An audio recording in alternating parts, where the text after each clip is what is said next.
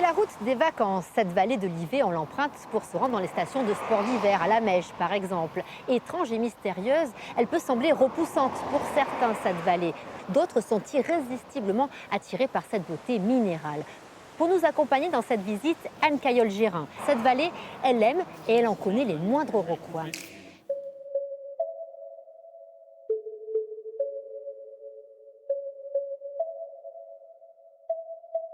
Mais avant cela, venez, on va se faire peur.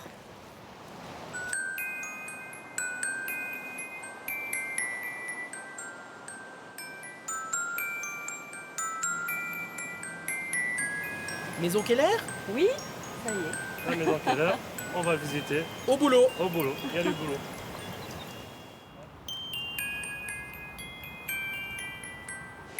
Qui n'a pas rêvé d'entrer dans une maison abandonnée? Sandrine Expilly est l'auteure d'un livre sur la vallée. Elle y a passé toute une année. Elle est fascinée par le charme étrange du pavillon Keller.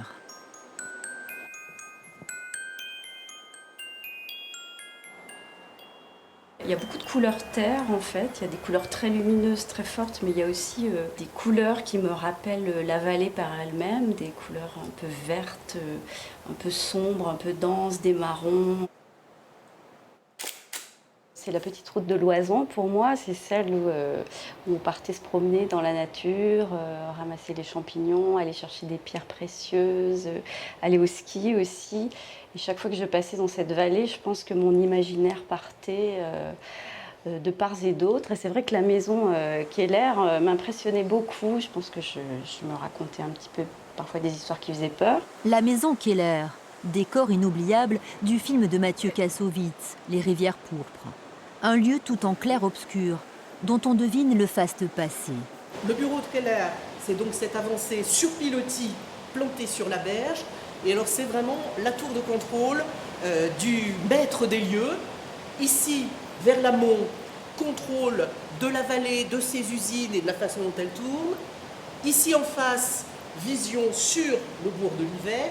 Et vers l'aval, on s'assure que la centrale des Vernes fonctionne bien et on vérifie que ce qui part vers l'exportation et la vente est en bonne route. Charles Albert Keller, l'ingénieur, le grand patron, vivait ici avec sa famille et les cadres de l'entreprise.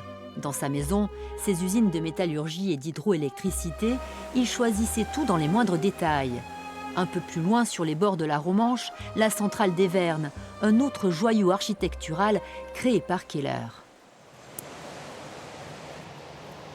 C'est pas n'importe qui, monsieur Keller, hein? Ah non, c'était pas n'importe qui. Certainement pas quelqu'un de toujours facile, mais c'est vraiment l'incarnation du grand patron, du grand capitaine d'industrie, très investi dans la recherche, très présent, habitant au milieu de son usine, avec des côtés qu'on aurait sans doute un peu du mal à apprécier aujourd'hui. Et c'est vraiment lui qui porte le projet, par exemple, de la centrale ici, en disant je veux que ça soit aussi un lieu touristique. En face du double escalier, le cœur de l'empire industriel fondé par Keller au début du XXe siècle.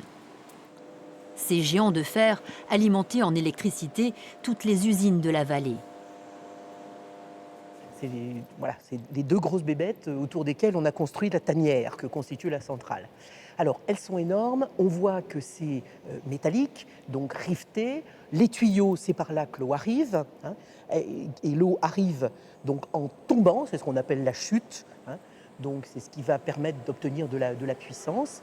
Et puis, à l'intérieur, vous avez les turbines. De cette époque où l'on extrait les minerais, où l'on forge les obus, reste la rouille qui ronge le métal et ces larges fenêtres ouvertes sur une forêt. Est-ce que, comme les habitants de la vallée, quand on dit c'est moche, ça fait peur, ça vous chagrine, ça vous embête? Ah ben oui, parce que ça, c'est la réaction facile, c'est la réaction de quelqu'un de pressé qui ne pense qu'à sa destination. Et c'est toujours pareil avec le patrimoine, avec l'histoire, il n'y a pas de commune où il n'y ait pas de patrimoine.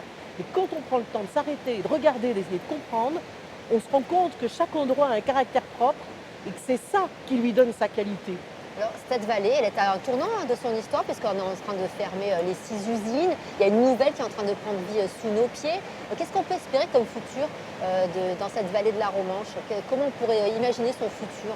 Eh bien, un futur vivant, avec une mise en avant et un partage plus large de son intérêt patrimonial, aussi bien au sein des habitants qu'avec tous les visiteurs de passage venus du bassin grenoblois, les touristes, parce qu'il y a vraiment un potentiel qui mérite ici. Partout dans le Val de l'Ivet, Charles Keller aura laissé sa marque. Une recherche de la beauté et une fascination pour le progrès si propre à son époque.